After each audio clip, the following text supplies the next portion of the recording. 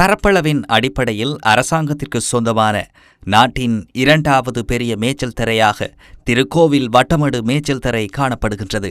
இதன் உரிமையை கோருவதற்காக போலியான அனுமதி பத்திரங்களை தயாரித்துள்ள 525 பேருக்கிடையில் குறித்த மேய்ச்சல் தரையிலிருந்து ஒரு பகுதியை நெற்செய்கைக்காக பகிர்ந்தளிக்க அமைச்சுக்களுக்கு இடையிலான குழு எடுத்த தீர்மானத்திற்கு எதிராக தாக்கல் செய்யப்பட்ட முறைப்பாடொன்று இலங்கை மனித உரிமைகள் ஆணைக்குழுவின் அம்பாறை அலுவலகத்தில் நேற்று விசாரணைக்கு எடுத்துக் கொள்ளப்பட்டது.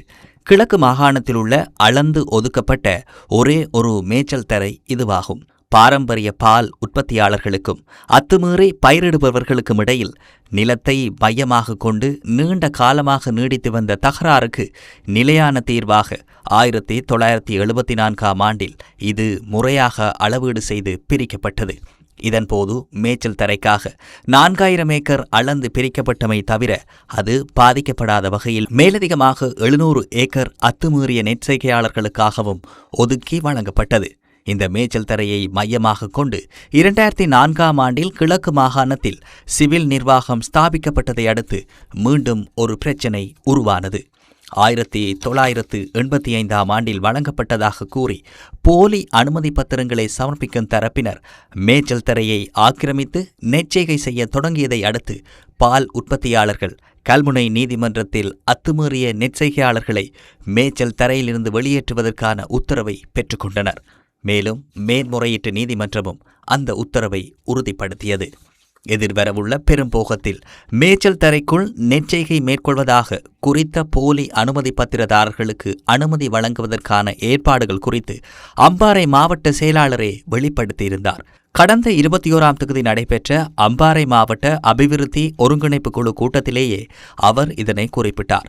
மனித உரிமைகள் ஆணைக்குழுவில் தாக்கல் செய்யப்பட்டுள்ள முறைப்பாட்டில் பெயரிடப்பட்டுள்ள பிரதிவாதிகளில் ஒருவரான மாவட்ட செயலாளருக்கு பதிலாக நேற்று ஆணைக்குழு முன்பு ஆஜரான மேலதிக மாவட்ட செயலாளர் வட்டமடு என்ற பெயரில் மேய்ச்சல் தரை எதுவும் இல்லை என திட்டவட்டமாக கூறினார். எனினும் வட்டமடு அமைந்துள்ள பிரதேசத்தின் திருக்கோவில் பிரதேச செயலாளர் மற்றும் பிரதிவாதி ஆணைக்குழு முன்னிலையில் ஆஜராகி தனது கட்டுப்பாட்டின் கீழ் வட்டமடு மேய்ச்சல் தரை காணப்படுவதாகவும் அது அதே முறையில் தொடர்ந்தும் பாதுகாக்கப்பட வேண்டும் எனவும் வலியுறுத்தினார்.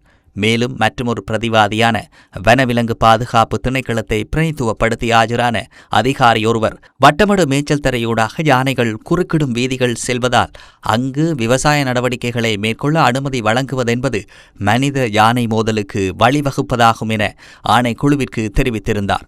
முறைப்பாடு தொடர்பான மேலதிக விசாரணைகளை எதிர்வரும் காலங்களில் மீண்டும் அழைப்பதற்கு ஆணைக்குழு நேற்று தீர்மானித்தது. நாம் இந்த இரு தரப்புக்காகவும் ஆஜராகின்றோம் என அவர்கள் கூறுகின்றார்கள். அப்படியாய் போலி அனுமதி பத்திரங்களை தயாரித்த 522 பேருக்கும் ஆதரவாக அரசு அதிகாரிகளாக இன்னமும் ஆஜராகுவது வெட்கக்கேடானது. இந்த வட்டமடு மேய்ச்சல் தரைக்குள் 45,000க்கும் அதிகமான பசுமாடுகள் உள்ளன. நாட்டின் மொத்த உள்நாட்டு உற்பத்திக்கு பங்களிப்பு செய்யும் மிகப்பெரிய சமூகம் இதுவாகும். இந்த மக்களின் அடிப்படை மனித உரிமைகளும் வாழ்வுரிமையும் இந்த அரசு அதிகாரிகளின் அச்சுறுத்தலுக்கு உள்ளாகியுள்ளன.